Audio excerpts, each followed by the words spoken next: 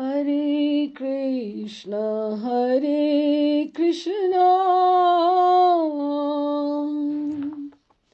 कृष्ण कृष्ण हरे हरे, हरे राम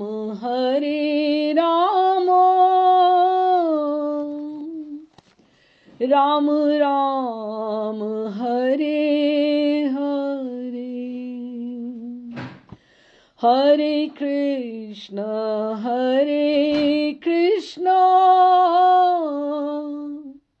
कृष्ण कृष्ण हरे हरे,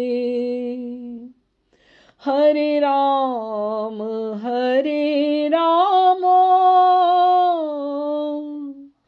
राम राम हरे हरे,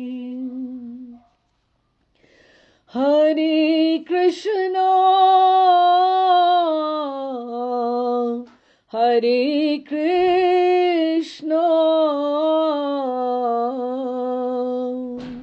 कृष्ण कृष्ण हरे हरे, हरे राम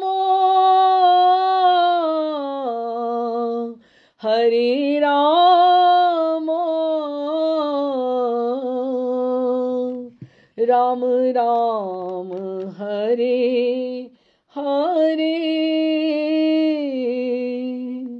हरे कृष्ण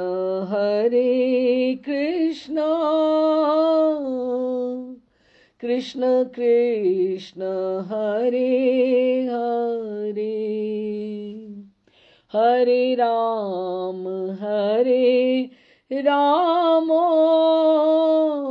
राम राम हरे हरे। श्री कृष्ण चैतन्य प्रभु नित्यानंद, श्री अद्वैत गदाधर शिवासादि गौर भक्त वृंद, श्री रूप सनातन भट्ट रघुनाथ, श्री जीव गोपाल भट्ट दास रघुनाथ, एही छय गोसाई कौरी चरण वंदन, यहाँ हैते विघ्नाशे अभीष्ट पूरन, अभीष्ट पूरन, अभीष्ट पूरन। राधे श्याम जी, क्रम से हम चलते हुए श्री नरोत्तम प्रार्थना के एक एक पद का गान करते हुए आज हम सेकंड लास्ट पद पर पहुंचे हैं। 54वां पद है और अगले सप्ताह में अगली रीडिंग में इसकी पूर्णाहुति होगी। 55वां जो प्रार्थनाएं हैं, कई पुस्तकों में 53 भी हैं, लेकिन जो अधिकतर जो ग्रंथ पाए जाते हैं उसमें 55 हैं। कई में 53 भी लिखे हुए हैं, लेकिन अगर हम 53 पे फिनिश कर देते तो फिर वही उनकी प्रार्थना का जो पिछला हिस्सा है वो जो कंक्लूजन नहीं होता।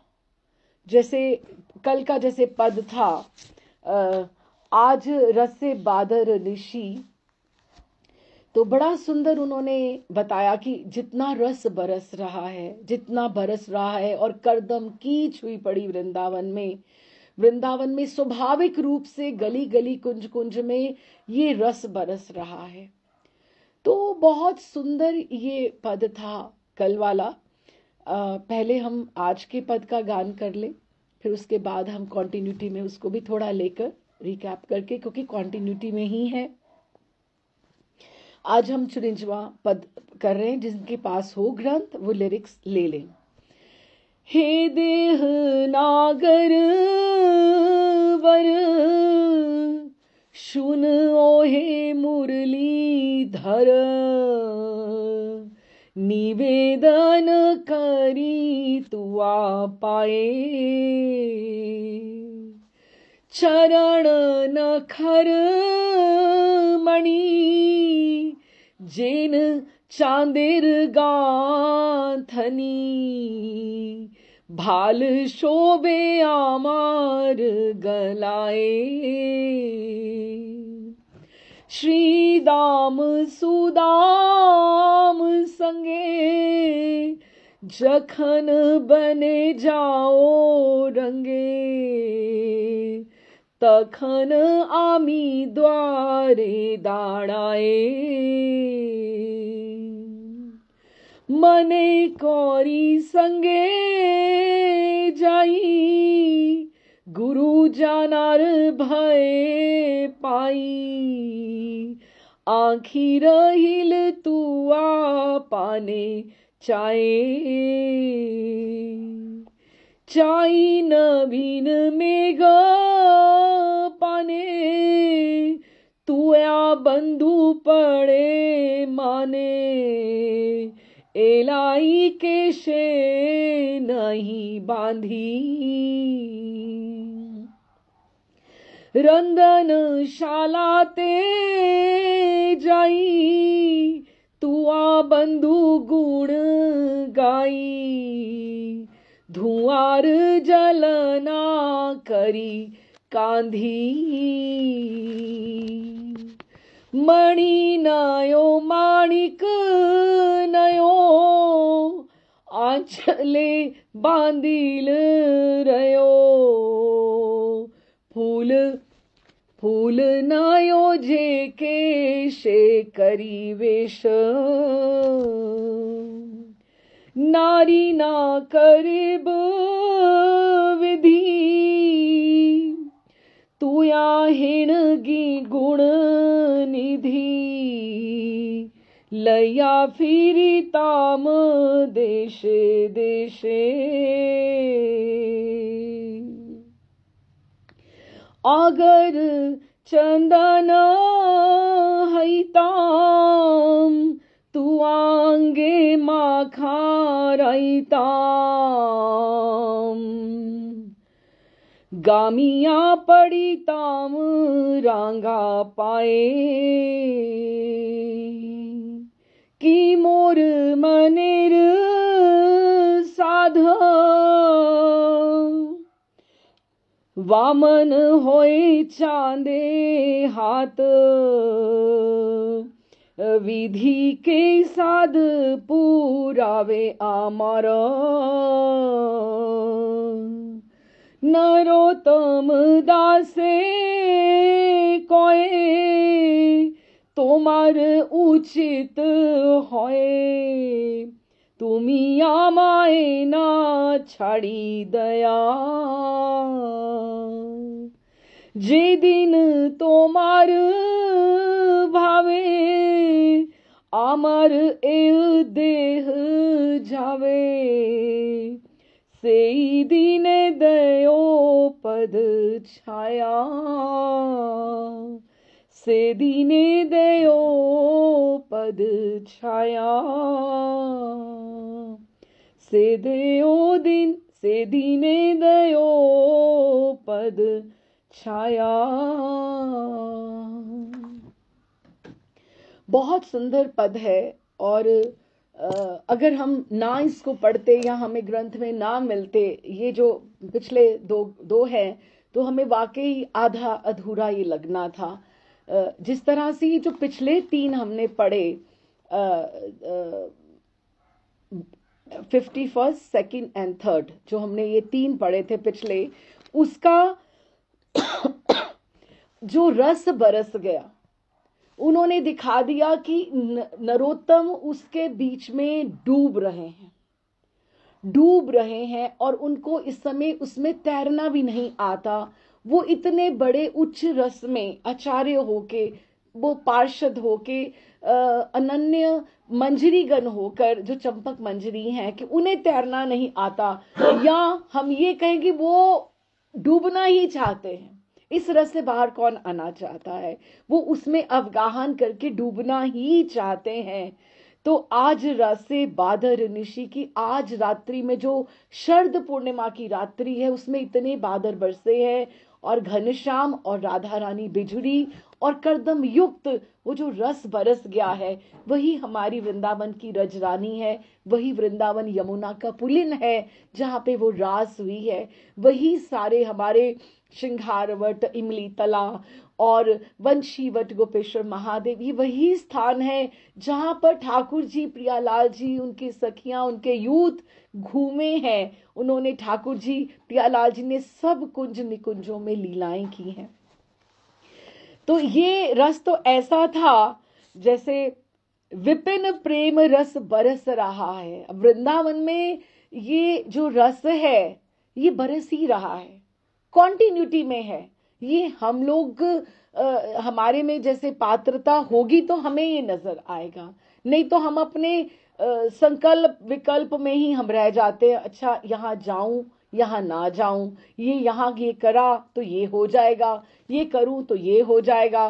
वृंदावन में तो आप रहकर देखिए कि वृंदावन में नित्य उत्सव है, नित्य उत्सव है। अब देखिए ना, अक्षय तीज थी तो समझ में नहीं आ रहा था कि हमारे पास समय कम है कि अक्षय तीज के दर्शन कहाँ कहाँ आप ना करना चाहो, कम से कम अपने सप्त दिवाले में तो करो ही ना।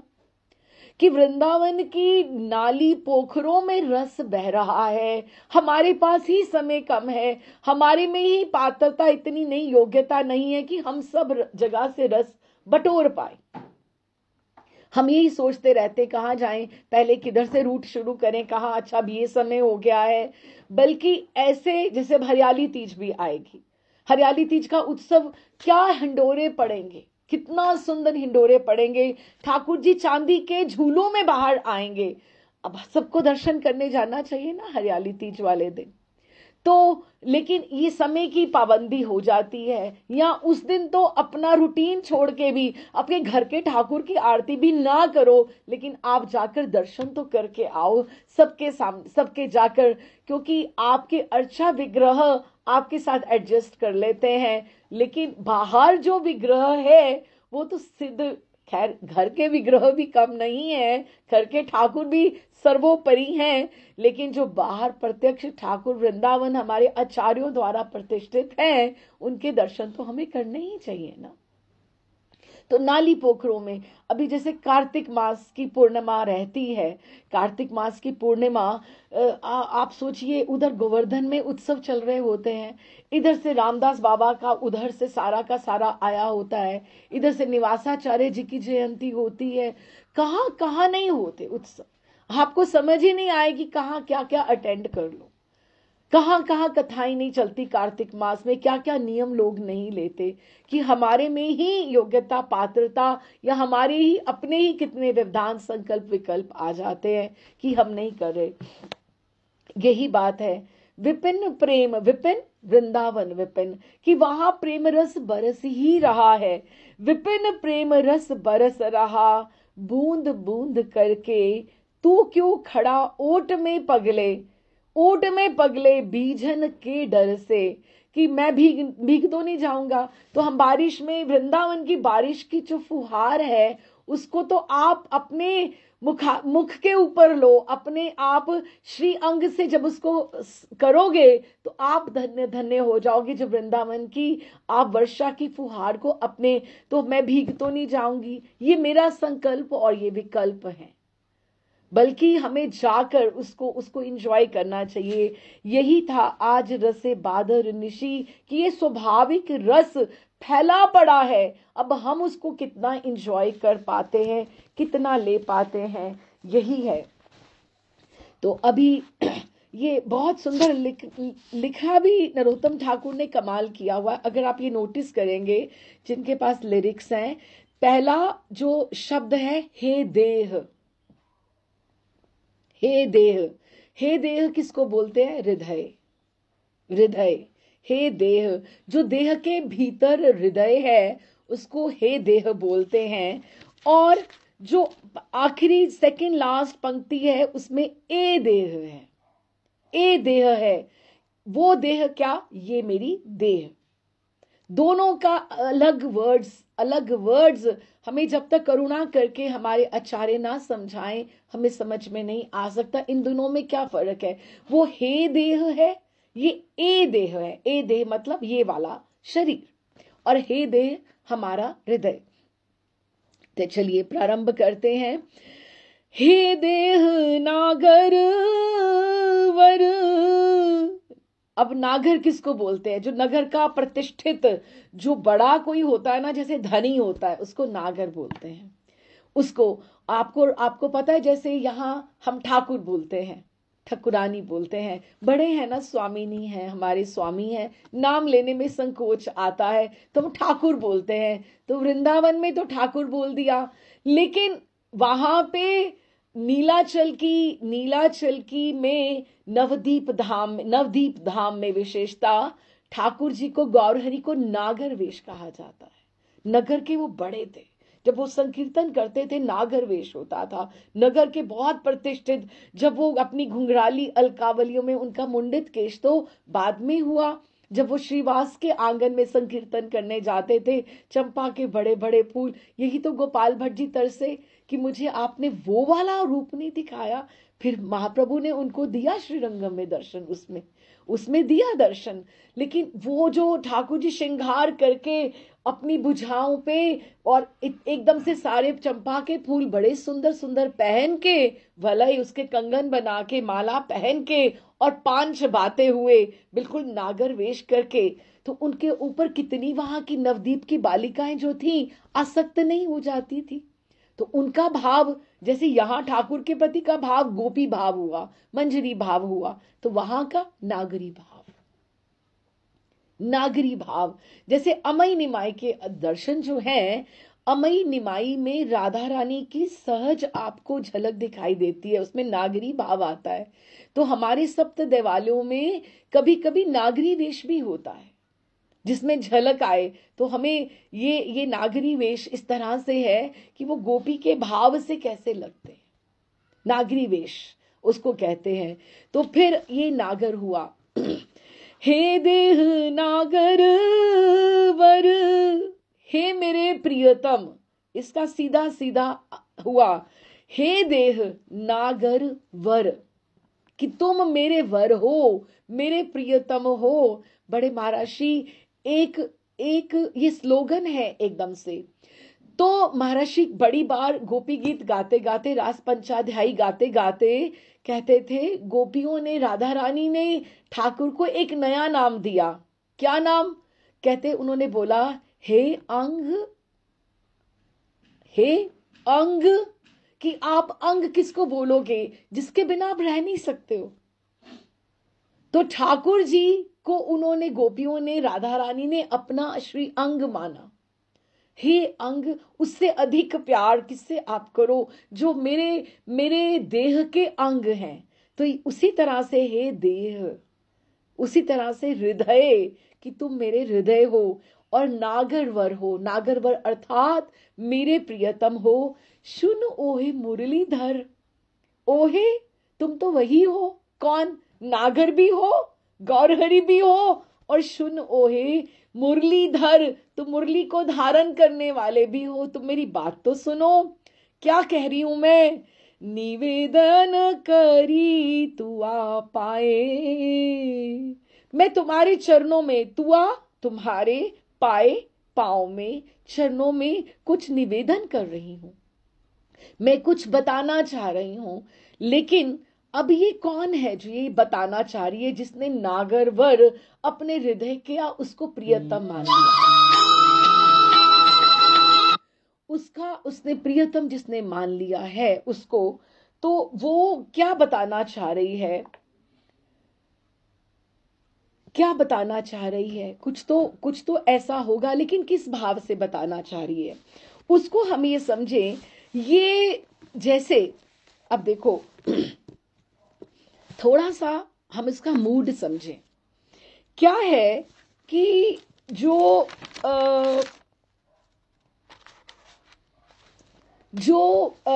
राधा रानी की जो सब गोपियां हैं, सब मंजरियां हैं, उनका काय व्यू स्वरूप है। महर्षि बताते हैं जैसे एक बालक एक बहुत सारे कांच हो तो अपने स्वरूपों के साथ ही खेलता है, तो ऐसे ही रास में हुआ। ठाकुर जी कितने ठाकुर जी हो गए, तो प्रिया जी कितने रूपों में उनका ठाकुर जी के अपने प्रियतम की सेवा करना चाहती हैं। तो सेवा करते करते जब वो सेवा करना चाहती हैं तो she wants to be the best cook, she wants to be the best painter, she wants to be the best organiser. वो हर अपनी चरित्र में हर अपनी क्वालिटी में बेस्ट होना चाहती है।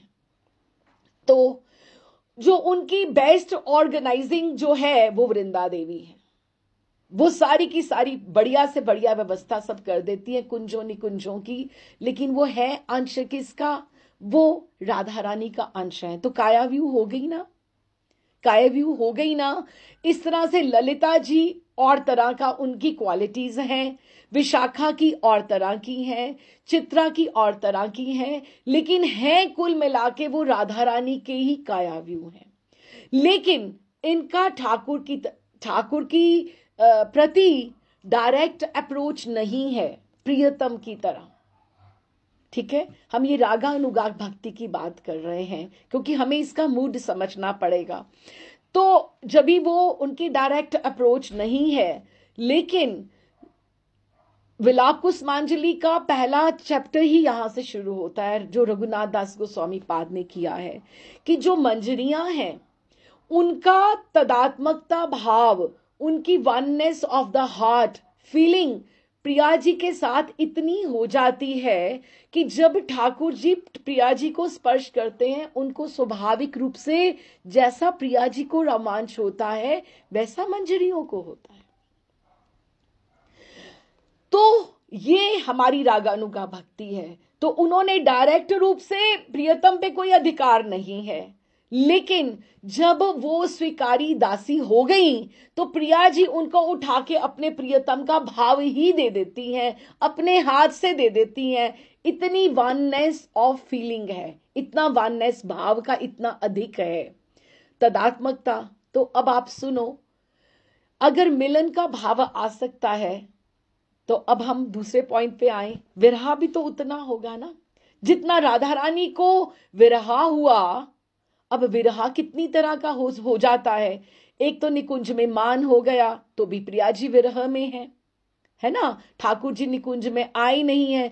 तो वो जब विरहा हुआ मान में, वो जो विरहा हुआ उसमें कितनी मंजरियां संतप्त हो जाती, वो भी विरह में चली जाती हैं। वो क्या जाती हैं, शुक सारी लड़ पड़ते, वो झगड़ पड़ते हैं। वो सारी बोलती जाओ ढूंढ के लेके आओ, शुक को बोलती है कि तुम कहाँ हो, वो उड़ उड़ के ढूंढती है शुक कहाँ है, विचक्षण कहाँ है, कि दक्ष कहाँ है, वो अपने उसको ढूंढती हैं कि कहाँ है। तो वो उनको पूरी प्रकृति को वृंदावन की पूरी प्रकृति को विरहा हो जाता है। तो वो जो मंजरी है, वो जो दासी है, जो सहचरी है, जैसे उसको मिलन में रोमांच होता है वैसे ही प्रिया जी के विरहा में भी तो होता है ना। विरहा भी तो उसको मिलता है, वो भी सुख आता है तो दुख भी आएगा ना, दोनों ही मिलेगा। तो ये बात समझने के लिए है कि ये अच्छा विरहा एक तो मान का हो गया, एक विप्रलंब भाव हो गया कि सामने ही सामने दिखते हैं ठाकुर जी लेकिन है ही नहीं। अभी जैसे मधुसूदन की हमने बात करी थी, इवन मधुसूदन आली, जैसे वो बोलते हैं कि पदमाली सम उत्सुका, एक ये शब्द आता है। अब आप सोचना कि जब प्रिया जी फूल चयन कर रही थी तो भंवरे को हटा रही थी और पुष्प चयन कर रही हैं कुसुम सरोवर के ऊपर, तो भंवरे को हटा रही हैं, तो ऐसे ऐसे कर रही हैं, बिल्कुल बिल्कुल हाथ से पीछे पीछे कर रही हैं। तो जब करते करते ललिता जी कहती हैं पद्माली समुत्सुका, कि वो जो पदम आली वो कि दूसरे भंवरा दूसरे पदम पर चला गया है, कि तुम घबराओ नहीं। लेकिन प्रिया जी को क्या लगा, प्रिया जी वहीं मूर्छित हो गई। क्यों? उनको ये लगा कि पद्मा आली, पद्मा की सखी कौन? चंद्रावली। जैसे ललिता विशाखा हैं प्रिया जी की, वैसे चंद्रावली की हैं पद्मा और शैव्या। तो उनको लगा पद्मा की सखी सम उत्सुका, उसका रस लेने के लिए ठाकुर मधुसूदन चले गए हैं। तो विप्रलंब भाव उसी में निकुंज में बैठे बैठे उनको हो जाता है। माथुर विरह, मथुरा जब गए, द्वारिका गए, वो विरह तो अलग हुआ। अच्छा, अब ये जो विरह, ये जो पद है, ये एक विरहनी मंजरी का आर्तनाद है, बिल्कुल उसका उच्छ्वास है कि वो कैसा फील करती है वृंदावन में रहकर। लेकिन ये उसके अपने शब्द नहीं हैं, ये प्रिया जी के शब्द हैं। तो ये चंपक मंजरी प्रिया जी के भाव में चली गई, प्रिया जी के भाव में चली गई कि प्रिया जी क्या अनुभव कर रही हैं, क्योंकि तदात्मकता इतनी हो गई ना, वननेस ऑफ फीलिंगनेस इतनी हो गई कि वो इतना विरह को अनुभव कर रही हैं। अब हम ये विरह चंपक मंजरी का पढ़ें, उसको अनुभव करें, और हम ये सोचें ये राधा रानी के शब्द हैं कि राधा रानी कैसा अनुभव कर रही है कि हे देह नागरवर, हे मेरे हृदय के प्रियतम। ये कौन बोल रहा है? राधा रानी के शब्द हैं। सुन ओ हे मुरलीधर, निवेदन कौरिया तुआ पाए। मैं आपके चरणों में, श्री चरणों में मैं आपको निवेदन, एक एप्लीकेशन लगाना चाहती हूँ, एक अर्जी लगाना चाहती हूँ, एक याचिका लगाना चाहती हूँ कि क्या संग में रहने की बहुत बहुत लालसा है, कि बस कोई ऐसा हो ना जो आपके हृदय के बहुत समीप हो, तो आपका मन होता है बस मैं उसके साथ ही रहूं, उससे मैं अलग नहीं हूं, कोई इतना अपना हो। तो किसके साथ? वो क्या कहते हैं, चरण नखर मणि जिन चांदेर चांदेर गांथनी, भाल शोभे आमार गलाए। चरण नखर मणि, कि हे ठाकुर, हे मुरलीधर, आपके चरणों की जो नखमनियां है ना 10, वो चंद्रमा की तरह 10 चांद टंके हुए हैं, वो 10 चांद हैं जो टके हुए हैं। तो जब नख बढ़ जाते हैं थोड़ा, तो उसका थोड़ा थोड़ा हम कटिंग भी तो करते हैं ना। लेकिन ठाकुर के वो जो नख की जो मणि है, जब वो कटिंग होती है तो वो ठाकुर के हैं, स्वाभाविक है। आपको पता है गदाधर प्रभु के दंत की भी समाधि है लोकनाथ प्रभु के मंदिर गोकुलानंद के पास। तो उनकी कोई भी जो चीज होगी वो ऐसे ही थोड़ा है, दंत की समाधि है गदाधर प्रभु की। तो ये ठाकुर जी के जो नखमणि हैं, जब वो बढ़ जाएं तो वो क्या कहती हैं, प्रिया जी के शब्दावली है कि मेरा दिल करता है कि मैं, क्योंकि आपके चरणों में मैं ये प्रणाम कर रही हूं कि आपकी वो जो मणि है ना, वो जो बढ़ गई है, जब आप उसको करें तो मैं उसको चांदी में करके, उसको मड़वा कर, तो मैं अपने गले में धारण कर लूं क्या, गले में धारण कर लूं क्या? क्योंकि आपके चरणों का स्थान, अब देखो गोपी गीत में भी कितनी बार चरणों की बात आई है, ये चरणों की नख की बात है कि यही आभूषण है चरणों की नखमणि ठाकुर के। तो क्या बोला, चरण नखर मणि जीन चांदेर गाथनी, मैं चांदी में मड़वा कर, वो चांद जैसी सुंदर है, तो भाले शोभे आमारा गलाए, कि मेरे वो गले की, मेरे हृदय की वो शोभा हो जाएगी। कम से कम मुझे पता लगेगा आपके चरण मेरे साथ तो है ना। तो वो यही चाहती हैं कि वो मेरे साथ रहें। तो फिर आगे क्या बोलते हैं, श्री दाम सुदाम संगे जखन बने जाओ रंगे, तखन आमी दयार दाड़ाए। जब आप वहां जाते हैं, वन में जाते हैं, अब देखो ये भी दुविधा है, जब निकुंज में जाते हैं, अंदर अंदर निभृत निकुंज में तो सखा बाहर रहते हैं, है ना, लेकिन और माँ तो नहीं रह जा पाएगी कहीं भी, ना गैयाचारण के लिए जा पाएगी ना कुछ।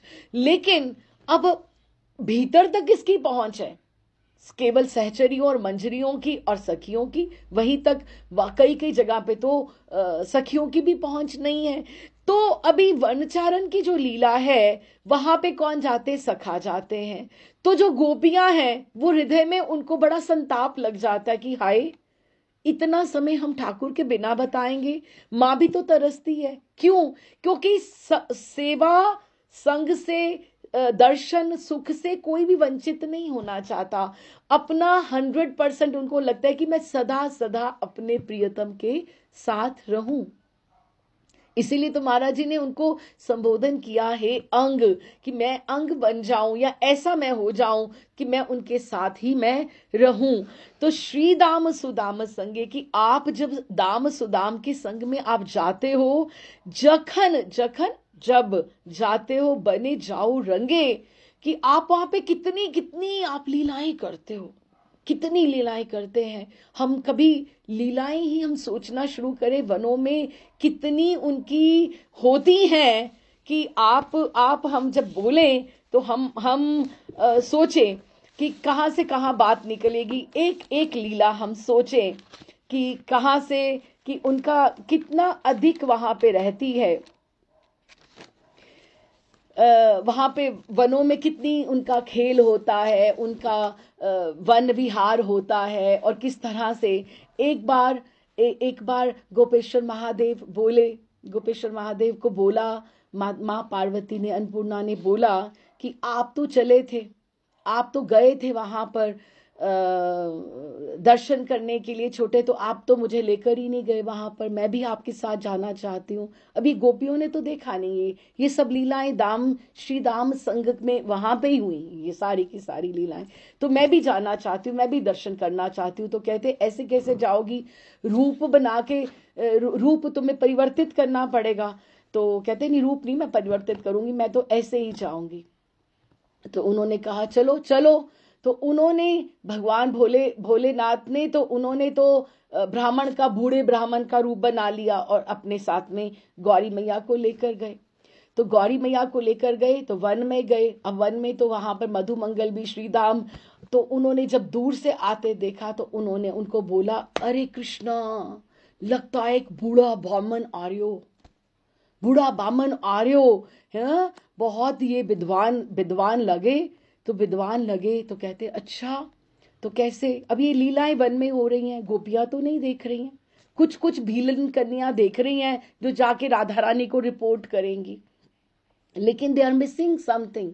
तो कैसे? तो उन्होंने उनको बोला कि आओ। तो उन्होंने आके उनको पधरायो, तो उनको बूढ़े बामन को प्रणाम किया सबने, और सबने प्रणाम करके बैठ गए। और मधुमंगल उनको बहुत बड़ो ब्राह्मण है, तो बहुत विद्वान माने, कहते आप तो बूढ़े बामन हो, तो मुझे तो लगा आपको हाथ भी देखनो आवे, आप ज्योतिष भी जानो। तो कहते हाँ, ज्योतिष भी जानू। तो कहते अच्छा, तो आप हमें बताओ कि इस लाला के, ठाकुर जी का हाथ आगे किया, ठाकुर जी का दायां हाथ आगे किया और उनको बोला कि आप ये बताओ कि इसका ब्याह होगा तो कब होगा, इसके तो सारे के सारे सखा जो है उनका तो ब्याह हो रहा, तो इसका ब्याह होगा कि नहीं होगा? तो आपकी तो अभी देखो, अभी तो आप बूढ़े हो, आपको तो कितनी सुंदर सुंदर आपको स्त्री मिल गई, लेकिन इसको ब्याह होएगा कि नहीं होएगा, इसकी माँ को बहुत चिंता है, सबकी तरफ देखती रहती है कि उसकी लाली लाली नहीं है, तो उसको ध्यान में रहता है कि मेरे लाला को सुंदर बहू मिलेगी कि नहीं मिलेगी, क्योंकि कारा है ना, शाम है ना, तो उसको बहुत चिंता रहती है कि इस कारे को कोई बहू देगा कि नहीं देगा। तो आप बताओ उसको। तो हंसने लगे दोनों जन।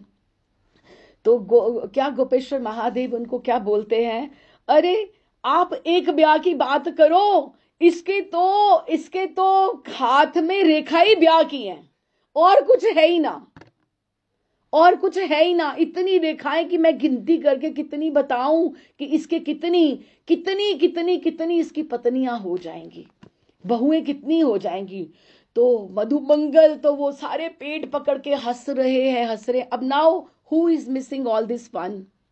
कौन? ये सारी लीलाएं, वन में भी लीलाएं होती है ना, उनकी अपने ढंग की होती हैं, वो अपना हास परिहास होता है, तो वो हाथ पकड़ के हंस रहे हैं। अरे अरे अरे, माँ को तो बहुत चिंता थी, आज ही माँ को बताएंगे, माँ तुम्हें तो बहुत सारे महल खड़े करने पड़ेंगे, बहुत सारे भवन बनाने पड़ेंगे, तेरी तो बहुत बहुएं हो रही हैं।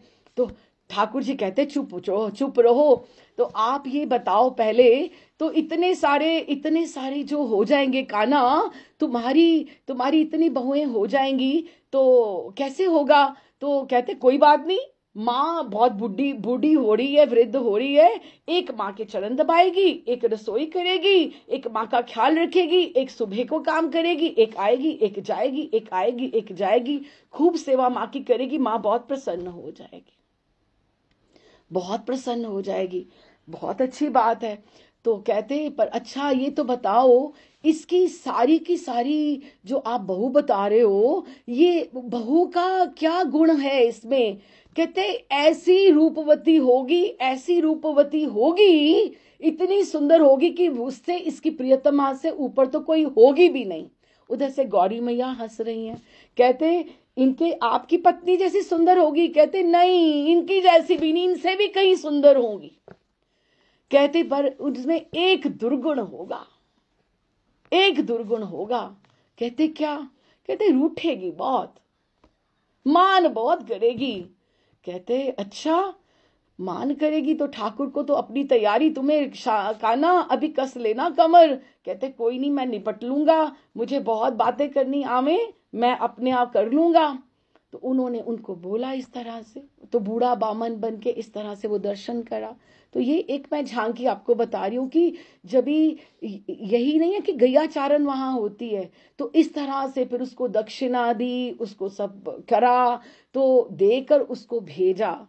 बामन जो गोपेश्वर महादेव थे उनको भेजा कि उनको प्रसन्नता होगी, और फिर घर जाकर माँ को खूब बताया एकदम से, और मिर्च मसाले लगा के कि माँ आज ये हुआ बन में, आज ये हुआ।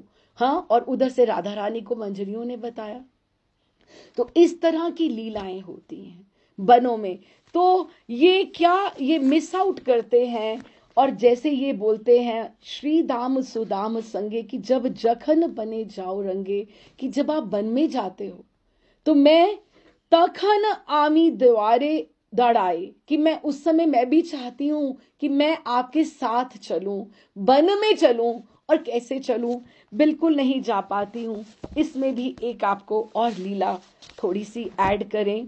अब आप देखो, बहुत सुंदर लीला है कि आप देखो, गैया चारण जब करने जाते हैं, पशु पक्षी भी उनके साथ जाते हैं, माँ तो घर पे प्रतीक्षा करती हैं, सखियां कैसे मिस आउट करती हैं इस बात को, कि उसमें उनको आनंद, उनको ये लगता है कि हम लोग बहुत ऐसा है कि हम घर पे ही काम कर रही हैं, या हम मालाई बना रही हैं, हम यही काम कर रही हैं, हम उनके साथ नहीं जा रहे। ऐसे ही एक दंपति थे वृंदावन में, तो वो आपस में बैठे बात करते थे, आपस में बैठे बात करती थी दंपति आपस में। ठाकुर के द्वापर की युग की बात है।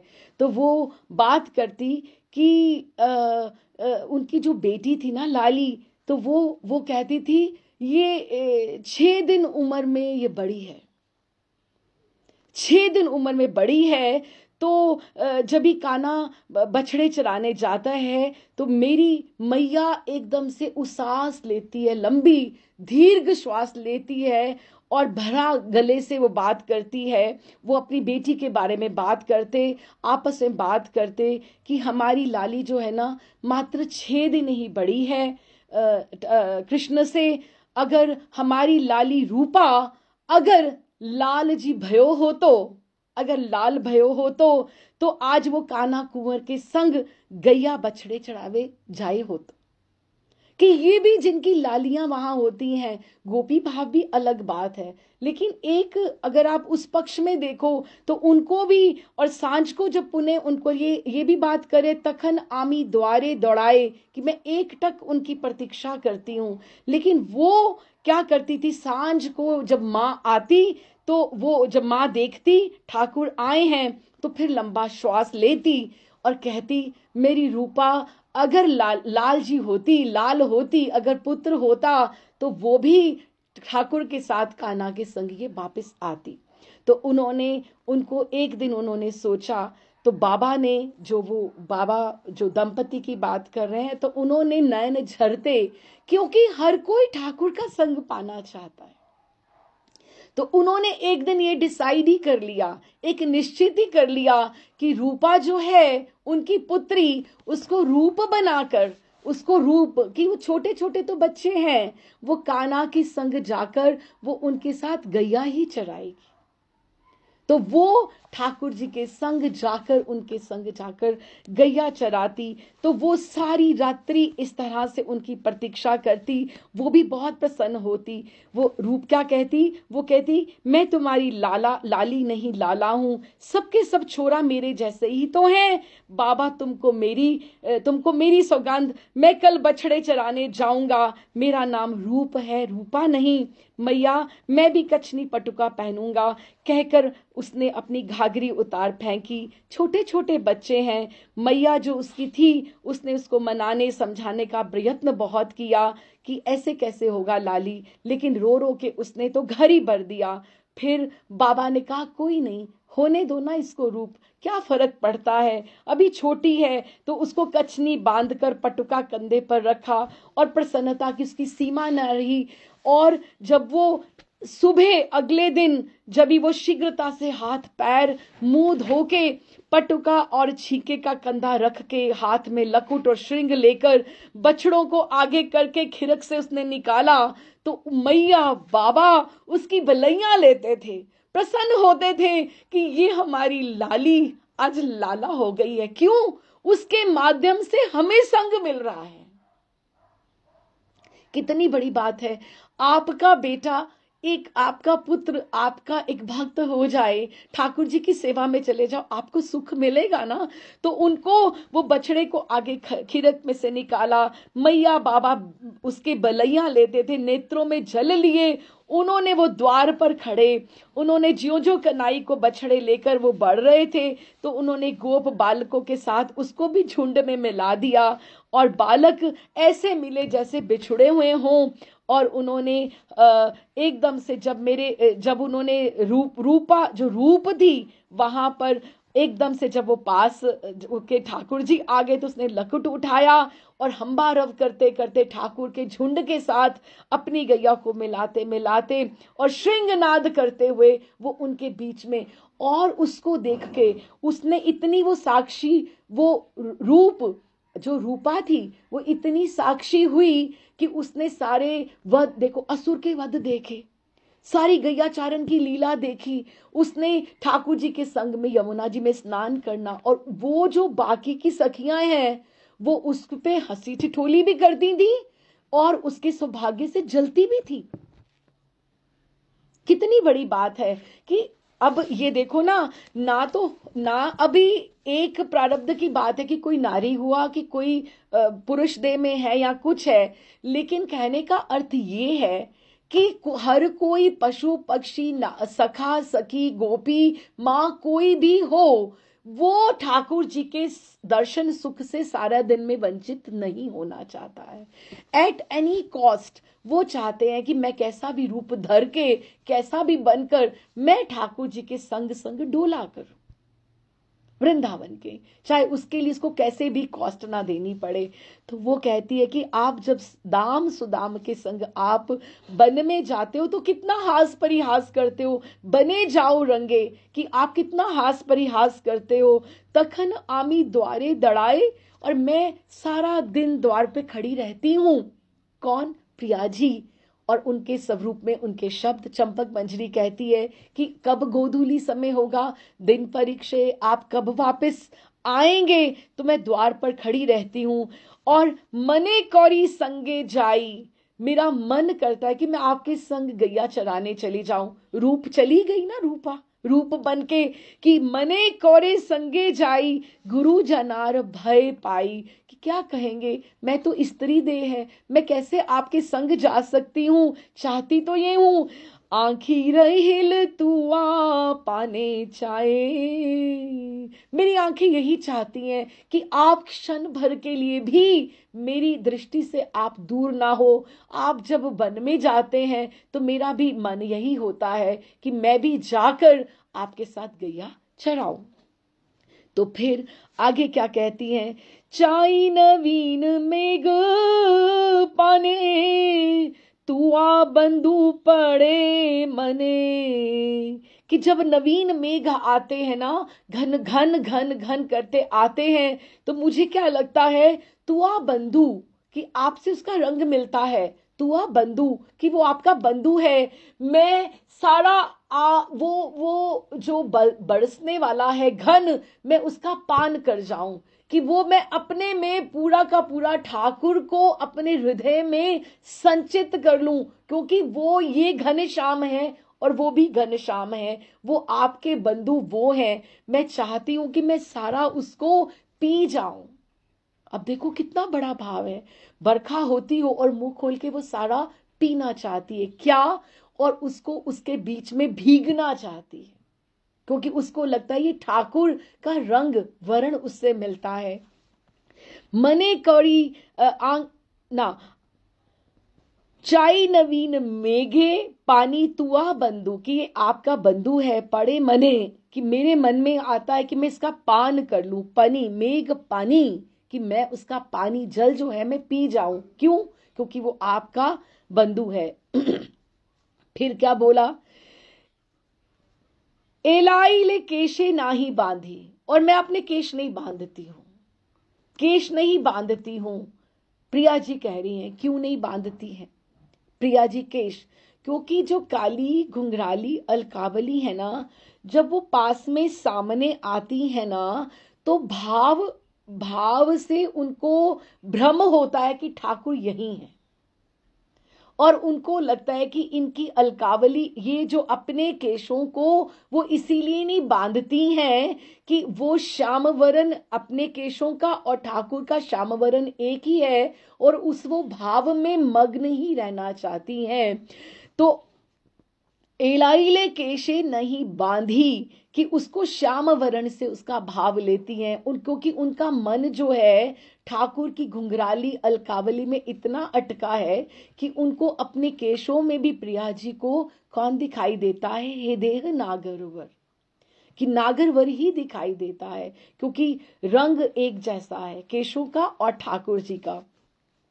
और फिर आगे क्या कहती हैं, रंदन शाला ते जाई तुआ बंधु गुण गाई, धुआर जलना करी कांधी। फिर जब मैं केशव को देखती हूँ, सोचती हूँ आप वन से कब वापस आएंगे, क्योंकि जो वन की विहार का हास परिहास है, मैं वो सब कुछ, मैं वो उतना उसको आनंद नहीं उसका ले पा रही हूँ। आप क्या करते होंगे, तो मैं जब रंधनशाला अपनी रसोई में जाती हूँ, तो रंधनशाला में रसोई में जब मैं पाक सिद्ध कर रही हूँ, तो तुआ बंधु गुण गाई, कि मैं आपके ही गुणगान करती हूँ, आपकी ही बात करती हूँ। और धुआर जलना कौरी कांदी, धुएं के बहाने से, धुएं के बहाने से, कि ये तो रोती हूं मैं, क्योंकि ये भी विरहा है, ये विरहा है उसको, प्रिया जी को ये विरहा है धुएं के बहाने से। अगर अब हम ये सोचें कि प्रिया जी नंदगांव में ठाकुर जी की रसोई करने गई हैं, तो वहां ठाकुर जी दर्शन नहीं कर पा रही हैं, अभी ठाकुर जी गैयाचारण करके नहीं लौटे हैं, तो प्रिया जी बहाने से, धुएं के बहाने से आंखों के आंसू पहुंचती हैं। क्यों? क्योंकि वो विरह में है। धुआर जलना करी कांधी, कांधी अर्थात रोना, कि प्रिया जी उसके बहाने से रोती हैं, जबकि मेरे आंखों को धुआं लग गया। नहीं, धुआं नहीं है, क्योंकि प्रियतम के वो दर्शन नहीं कर पा रही हैं, कि वो कितना ठाकुर जी के संग रहना चाहती हैं, उनके साथ वन में भी गैयाचारण के लिए भी जाती हैं, जाना चाहती हैं। फिर ये भी देखिए, ये भी एक सेवा है कि जो पास में रहना, संग में रहना। तो अभी क्या बोलते हैं, मणि नयो माणिक नयो आंचले बांधिल रयो, फूल नयो जे के शे करी वेश। वो किसी भी कॉस्ट के ऊपर, किसी भी उनका संग नहीं छोड़ना चाहती।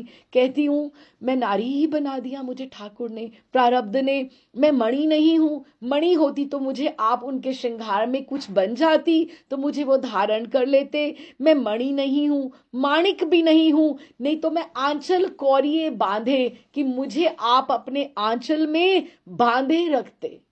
मुझे अपने आंचल में बांध कर ही वन में ले जाते।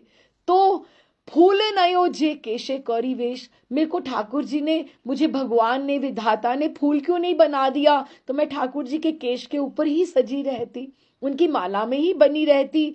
फूल नयो जो केशे करी वेश, कि उनके श्रृंगार में ये भक्त का एक भाव है, प्रिया जी का भाव है कि मैं फूल ही बन जाऊं, कि मैं उनके चूड़ा में वहीं पे विराजित हो जाऊं या गले की माला ही बन जाऊं।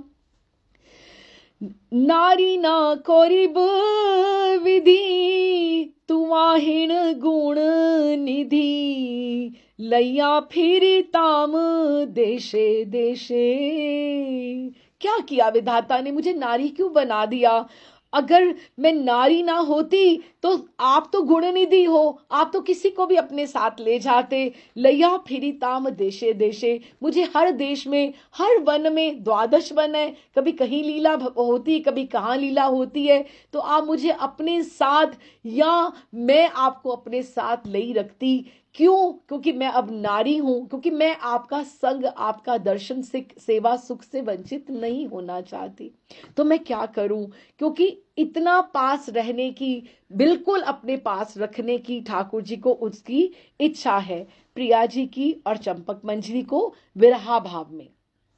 अब फिर वो क्या बनना चाहती है, अगर चंदन होइताम, अगर मैं चंदन होती, चंदन होती, तुआ अंगे माखारी ताम, माखारी ताम लेपा जाना, उसको ऐसे लपेटा जाना, तो मैं आपके श्री अंग पे विराजित ही हो जाती अगर मैं चंदन होती। तो फिर अगर घामिया पड़ी ताम रांगा पाए, घामिया किसको बोलते हैं, श्वेत बिंदु, जब श्रम करते हैं।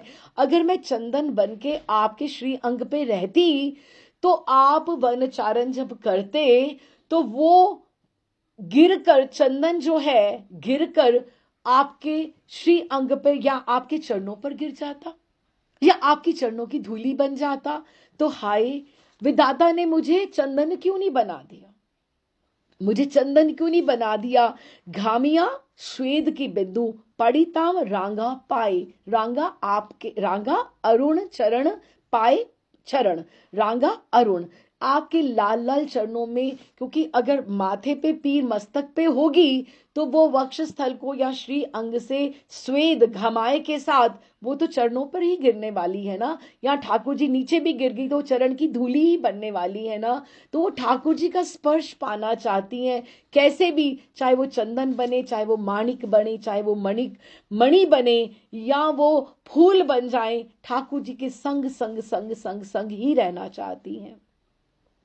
तो फिर वो क्या कहती हैं कि मोर मनेर साध, वामन होए चांदे हाथ, विधि की साध पूरावे आमारा, कि मोर मनेर साध, और मैं क्या बनना चाहती हूँ, कि मोर मनेर साध, मेरी क्या साध है, मेरी क्या आशा है, इच्छा है। मैं तुम्हें क्या क्या बताऊं, कितनी तो उन्होंने बता दी, मैं मणि बन जाऊं, मैं माणिक बन जाऊं, मैं ठाकुर जी का सखा बन जाऊं, मैं उनके वेश में मैं फूलों की तरह सज जाऊं, कितना कुछ उन्होंने बताया, चंदन बन जाऊं, कि और भी तुम्हें मैं क्या क्या बताऊं, मैं क्या बनना चाहती हूँ, पर मुझे तुम्हारे संग ही रहना है।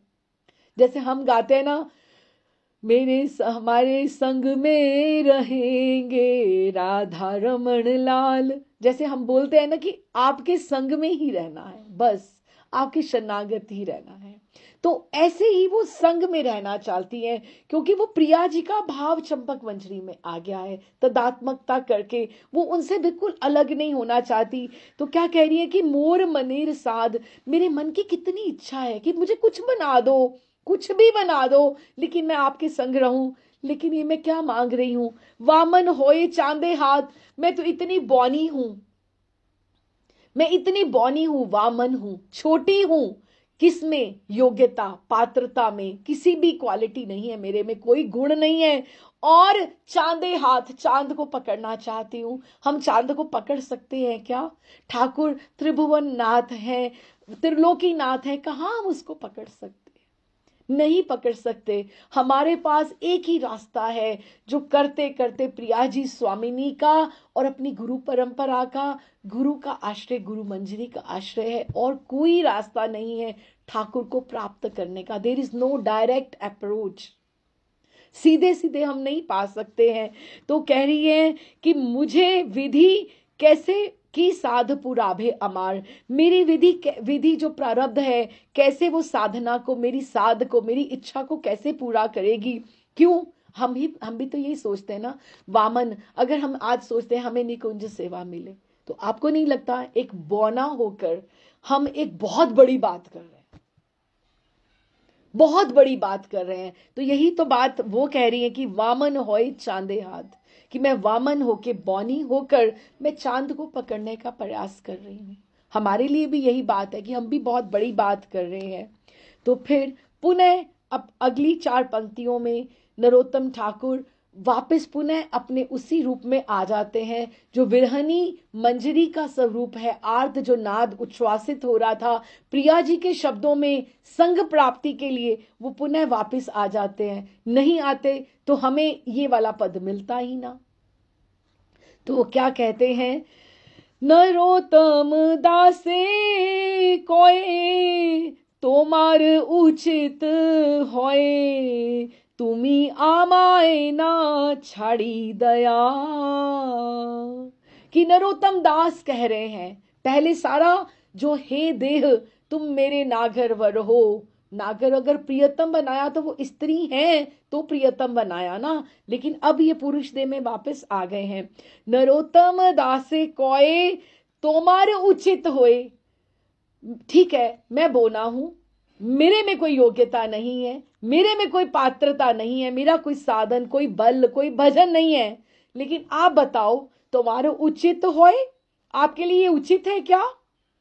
आप, मैं तो जो करूं सो करूं, मैं तो जीव हूं, मेरी लिमिटेशंस है, मेरी मर्यादाएं हैं, तुम्हारे उचित होए, आपके लिए क्या ये उचित है? तुम्ही आमे ना छाड़ी दया, तुम मुझे ना अपनाने के लिए अपनी दया को छोड़ दोगे क्या? तुम्हारा नाम दया निधि है, करुणा निधि है, तो आप तुम्ही आमाई ना छाड़िए दया, कि अगर आपने मुझे अपनाना है तो आपको दया करके ही अपनाना होगा। क्यों? मेरे में कोई साधन, कोई भजन, कोई बल, कोई पात्रता, कोई योग्यता नहीं है। मैं मात्र, जो उन्होंने बात ही शुरू करी कि मैं आपके चरणों के नख की मणि को मैं अपने गले में, इसका अर्थ वो कितना पास रहना चाहती। तो वो अभी कह रही तुम ही आमई ना छड़ी दया। यही हम आते जाते कहते रहे ठाकुर को कि हम जो भी हैं, जैसे भी हैं, आपके ही हैं, तुम ही आमई ना छाड़ी दया। अपनी आप दया निधि हो, करुणा निधि हो, आप अपनी दया को मत छोड़ना। हम अपने भजन के भरोसे कहीं नहीं पहुंच सकते, अपनी पात्रता तो है ही नहीं हमारे लिए, तो बोना होके वही चांद को प्राप्ति करने वाली स्थिति है। तो वो कहते हैं कि आप अपनी दया को मत छोड़ना, तो अगर आप दया को नहीं छोड़ोगे तो आप मुझे भी स्वीकार कर लोगे। तो उन्होंने क्या कहा, जे दिन तोमार भावे, अब ये लास्ट पंक्तियां आई, वो हे देह था और अब ये देह है। जे दिन तोमार भावे, कि जब मैं अब शरणागति हो गया हूं, मैं आपके भरोसे ही हूं, आपकी ही शरण में हूं। जे दिन तुम्हार भावे, जो दिन तुम्हें अच्छा लगेगा, आज कल परसों, अगले महीने, अगले वर्ष, या फिर कोई और जन्म, जो दिन तुम्हार भावे, लेकिन अपनी करुणा नहीं छोड़ना, मुझे भुला नहीं देना, अपनी करुणा को आप पकड़े रखना। जे दिन तुम्हार भावे, जो दिन आपको भाएगा, आमर ए देह जावे, जब मेरी ये देह चली भी जाएगी। देखो कितनी बड़ी बात उन्होंने कह दी कि आमर ए देह जावे, चाहे जब मेरी ये देह छूट भी जाएगी तो मैं तो भी बोल नहीं पाऊंगा, आपको बता नहीं पाऊंगा, लेकिन आप तो भी मुझे अपना लेना, क्योंकि मैं केवल और केवल आपका संग, आपका दर्शन ही चाहता हूं। और कुछ नहीं, आपकी शरण में ही रहना चाहता हूं, मुझे आप कुछ भी बना लेना। मैंने आपको कितनी सारी ऑप्शंस दे दी हैं, मैंने कितनी सारी आपको बात कर दी है। जे दिन तुम्हारे भावे आमर ए देह जावे। ये मेरी, अगर मैं फूल नहीं हूं, मैं चंदन नहीं हूं, मैं मणि नहीं हूं, मैं माणिक हूं, मैं आपके साथ वहां नहीं जा सकती, मैं नारी हूं, तो क्या है, ये मेरी देह ही तो व्यवधान है ना। सबसे बड़ी रुकावट तो मेरी ये देह ही है जो आपके पास नहीं पहुंच रही है। तो आमार ए देह जावे, जब ये मेरी देह चली जाएगी तो आप क्या करना, से दिन देओ पद छाया, उसी दिन आप मुझे शरण में ले लेना। अगर आप मुझे साक्षात नहीं ले सकते तो मेरी विधना ने ये जो मुझे जिस स्थिति में नारी देह में रखा है, मुझे जैसा भी रखा है, जब ये देह चली जाएगी तो ठाकुर जी तब आप मुझे स्वीकार कर लेना, अपने चरणों में रख लेना। तो हे देह और ए देह के बीच में हम डोले। उधर से नखमणि, पहली दूसरी पंक्ति में नखमणि की बात करी और आखिरी में हमने देव पद छाया कि अगर आप स्वयं आपका नखमणि बन के मेरे पास नहीं रह सकता तो मैं तो आपके चरणों में रह सकती हूं ना। लेकिन संग ही चाहिए, दर्शन ही चाहिए, सेवा सुख से वंचित नहीं होना है। क्योंकि होड़ लगी हुई वृंदावन में, पशु पक्षी अच्छे हैं वहां पर, क्योंकि वो निकुंज में भी हो आते हैं और वनचारण में भी हो आते हैं और नंद भवन में भी घुस जाते हैं, वो यमुना पुलिन में भी चले जाते हैं। लेकिन सखाओं की मर्यादाएं वो वहां तक नहीं पहुंच सकती, माँ की मर्यादाएं हैं वो वन में नहीं जा सकती, निकुंज में दर्शन नहीं कर सकती, और सखियों की मर्यादाएं हैं कि वो घर घर गुरुजन क्या कहेंगे, वो वन में नहीं जा सकती। इसीलिए संग ही चाहिए, शरण ही चाहिए। और बस अब इतनी सुंदर पद के बिना इसका कैसे विश्राम हो सकता था। हम सोचे कि कुछ ग्रंथों में 53 पद ही हैं, तो ये 2 पद जो हैं, अगली बार हम पूर्ण आहुति है, आप सब हम इसमें सम्मिलित होके नरोत्तम प्रार्थना की बहुत बड़ी मेरी साध रही, बहुत बड़ी साध रही। किस तरह से ठाकुर जी ने ये यात्रा आप सबकी कृपा के साथ, आपकी कृपा के आश्रय में पूर्ण करा रहे हैं, वही जानते हैं। मेरे लिए भी ये बौना होके चांद को पकड़ने की बात है, नहीं तो हम आचार्यों की सिद्ध पद पदावली को स्पर्श करने के अधिकारी भी नहीं है। हमको ही वो भाव हमें थोड़ा सा मिल जाए, हर पद अपने आप में संपूर्ण है, रस से भरा हुआ है, लेकिन हम उसको कितना जीवन में अपने आचरण में उतार पाए।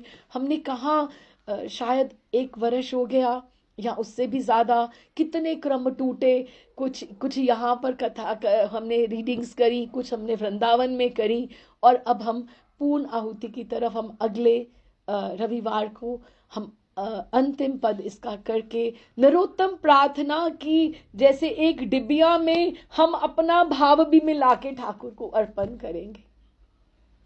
वो उसकी पैकिंग में जो वो प्रस्तुत कर रहे हैं उसके बीच में हम अपना भाव भी जोड़ के अपनी गुरु परंपरा के आश्रय में फिर जोड़ेंगे।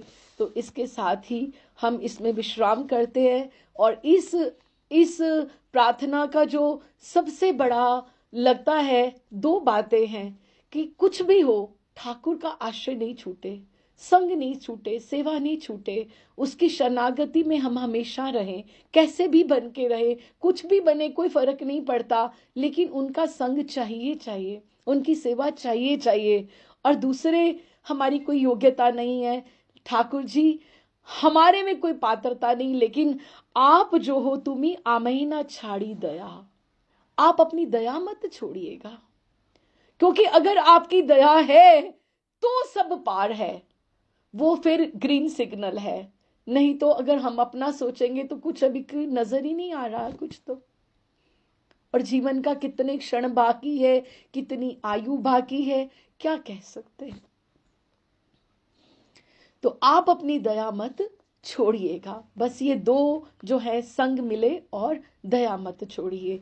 तो इसी पे हम विश्राम करते हैं। तो राधे श्याम जी, राधे श्याम। हाय।